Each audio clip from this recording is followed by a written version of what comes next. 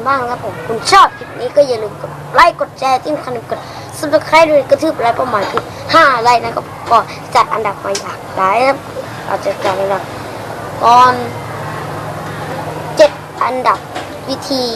เข้าห้องน้ำแบบปวดขี้ปวดอุจจาระโอเคก็นะผมก็เสร็จแล้ว